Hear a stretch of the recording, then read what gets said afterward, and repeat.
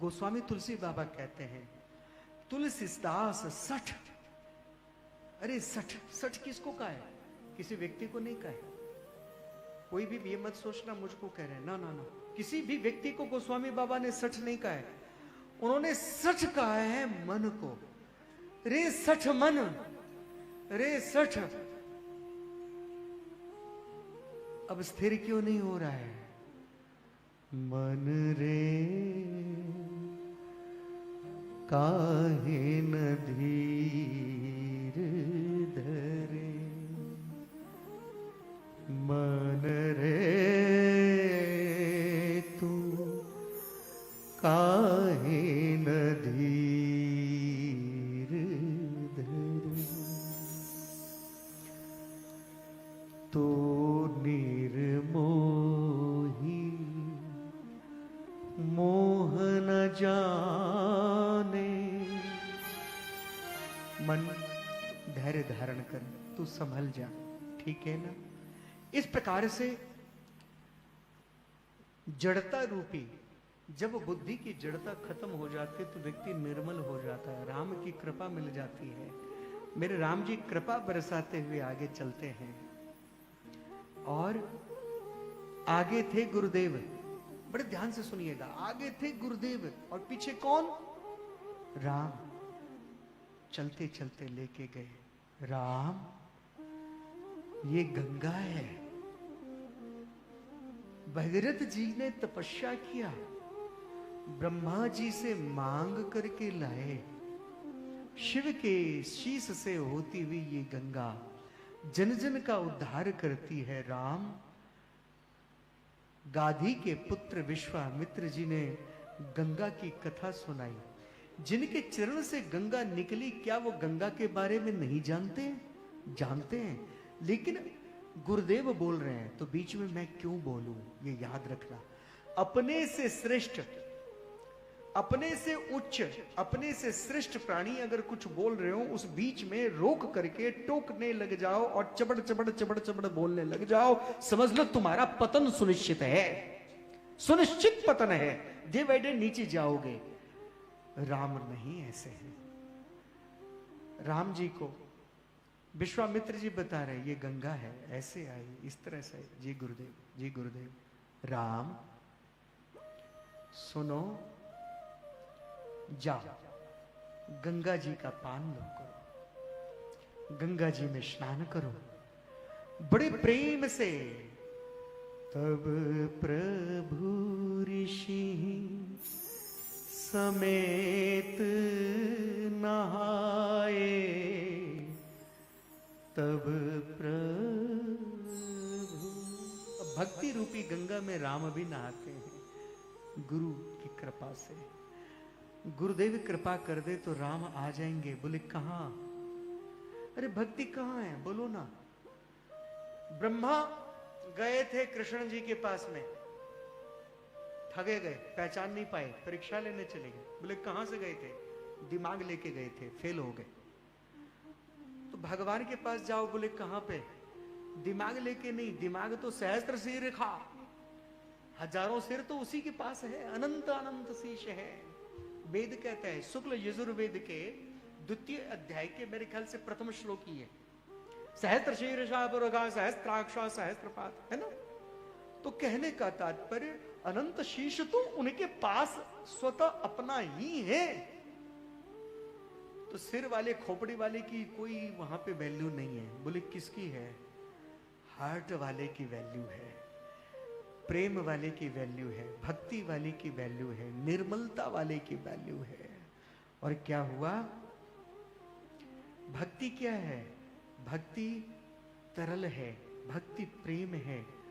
और राम कभी डूबते हैं, राम को डूबने का डर कभी लगता है। राम जी भी स्नान करने आते हैं तो भक्ति रूपी गंगा में बड़े प्रेम से गुरुदेव गंगा तट पर ले आए, भक्ति के तट पे ले आए। भक्ति मैया खुश हो गई, गंगा मैया खुश हो गई कि ब्रह्म आज मुझ में स्नान करेंगे, ब्रह्म के अंग अंग का स्पर्श करूंगी, ब्रह्म के चरण पखारूंगी। ब्रह्म तब चरण प्रक्षालन में बनी थी, मैं आई कहां से, वहां तक तो आज तक मैं पहुंची नहीं। मैं उतरी और उतरती उतरती चलती रही, प्रवाहित होती रही, प्रवाहित बहती रही, बहती रही, बहती रही, लेकिन कभी मैं वहां नहीं गई जहां से मैं आई थी। आज जहां से आई हूं वही आ गए हैं। अंग अंग का दर्शन करूंगा, जब डुबकी लगाएंगे अंग अंग का स्पर्श होगा, चरण पखारूंगी मैं उनके और मैं उनको आज पाऊंगी जहां से मैं निकली हूं। तो भक्ति देवी आज प्रफुल्लित है।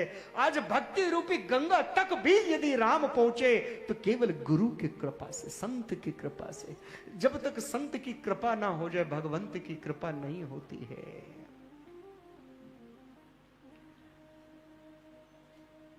बड़े भाव प्रेम से, बड़े भाव प्रेम से पहुंचे। बोले कहां?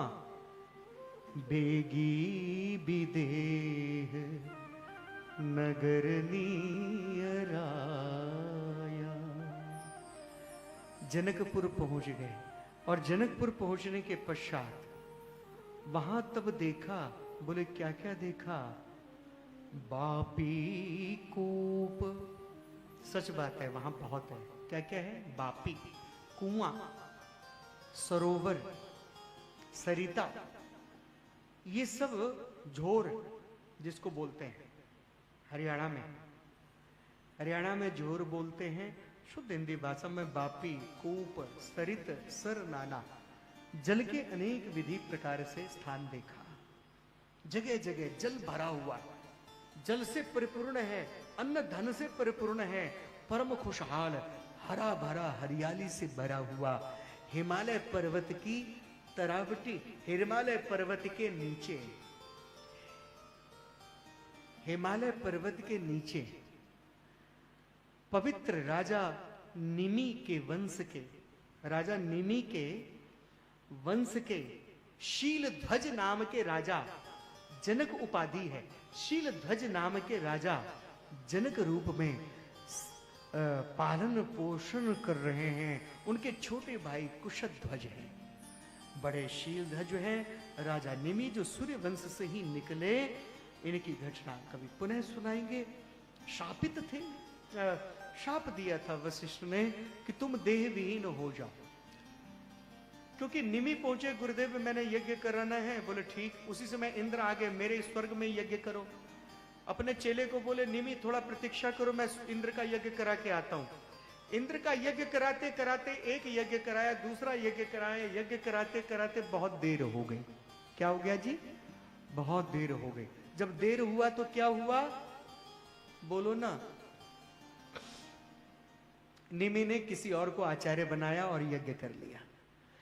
वशिष्ठ को पता चला तू मेरा शिष्य है, मैंने तुझे रुकने को कहा, तू बिना मेरे रुके तू ये काम कर रहा है, जा मैं तुझे शाप देता हूं, तू देवहीन हो जा। गुरुदेव मेरी गलती नहीं, अब मेरी गलती नहीं तो आपने मुझे शाप दिया। मैं भी श्रेष्ठ राज ऋषि हूं, राजा होते हुए ऋषि समान हूं, मैं आपको भी शाप देता हूं, आप भी देहविहीन हो जाओ।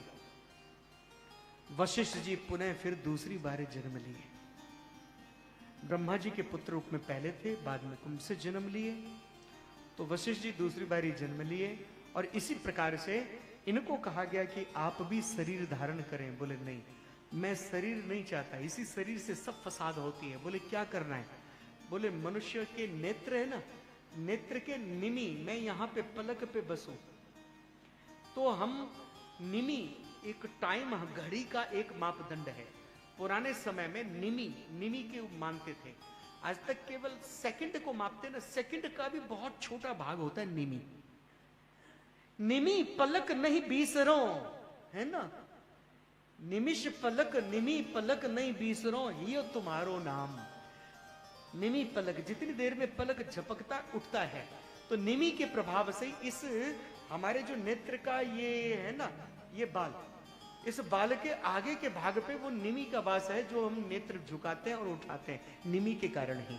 बस झुकाना उठाना, इतनी देर हम पलक करते हैं, ये जितनी देर में हम झुकाते उठाते हैं, इसी का नाम निमि है। और निमि का वास यही है। जो प्रभु की भक्ति करता है उसके नेत्र पे भी बस करते हैं, निमि को पुण्य मिलता है। इन्हीं निमि वंश में राजा जनक हुए। इस प्रकार राजा जनक जी की नगरी में, राजा जनक जी की पावन नगरी में प्रभु प्रवेश लेते हैं।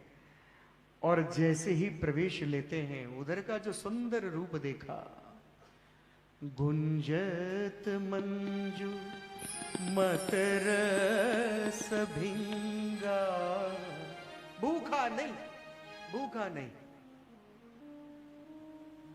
पराग पी पी करके, रस पी पी के मदमस्त होता हुआ भंवरा। भंवरा जब खूब रस पी लेता है ना, भंवरे को रस कहां मिलेगा? जहां खूब सारे पुष्प होंगे, है ना। तो भंवरा रस से पिया हुआ पराग, जहां जानकी है, जहां मां उर्मिला है, मां मांडवी है, मां श्रुतकृति है, मां कमला है, बताओ ना। कमला रह गई वहीं, बाकी सब बहन तो अयोध्या आ गई थी, है ना। तो कहने का मेरा तात्पर्य, वहां किस चीज की कमी होगी? मणि माणिक्य धन वैभव सब था। वहीं उसी जगह पहाड़ के ऊपर में, वही जगह, वही मिथिला, वही पहाड़ के ऊपर में कहां है? कैलाश है, बिल्कुल ऊपर में जाके। एवरेस्ट की चढ़ाई करते हैं ना जी, विदेश से भी लोग आते हैं, नेपाल जाते हैं एवरेस्ट की चढ़ाई करने। नेपाल ये सारा मिथिला राजा के अंदर ही था, आज अलग देश हो गया, लेकिन वो सब हिंदू राष्ट्र था। और ये सब भारत बहुत विशाल था, जिसमें ये सब मिथिला के अंदर आता था। बक्सर के बाद, बक्सर की भाषा, बक्सर से थोड़ा सा आगे तक जाकर के अयोध्या सम्राट की नगरी थी, अयोध्या का राजा था दशरथ जी का। और उसके बाद फिर सीधा मिथिला राजा जनक जी की नगरी थी। नेपाल पूरा उसी के अंदर आता था, पूरा सब कुछ, हिमालय यात्रा सब कुछ। तो वहीं पर्वतों पर ही शिव जी का विवाह हुआ। तो शिव का ससुराल भी वही है, हाँ, कैलाश के नीचे ही तो है, मैना पर्वत इत्यादि, जिसको हिमाचल से तक ये आ रहा है। तो हिमाचल से लेकर के और नेपाल मिथिला तक, तो मिथिला भी शिव जी का ही ससुराल है। और क्या है? और राम जी का भी ससुराल वही है। भाषा बदल जाता है, बोले कहां से? खेवट के गांव से। आगे खेवट की भाषा होगी ना, तब बताएंगे। लेकिन बक्सर में तारका को मारा था ना, तो बक्सर का भाषा फिर अलग है। बक्सर में भजन गाते हैं कि बक्सर में जाए के तारका कमर ली, बक्सर में जाए के तारका को मार ली, धनुष यज्ञ कराए बानी, उर्वा धन बानी, दशरथ के ललन रवा धनवानी है रवा। वहां रवा बोलते हैं, श्रीमान, श्रीमान को रवा। धनवानी है रवा, धनवानी है, धनवानी है रवा, धनवानी, दशरथ के ललन रवा धनवानी, दशरथ के ललन रवा धनवानी। बक्सर में जाए के ताड़का कमर ली, बक्सर में जाए के तारका कमार ली, धनुषाही यज्ञ राजा जनक जी के यज्ञ कराए वानी, रवा धनवानी। ये बक्सर की भाषा, खेवट के गांव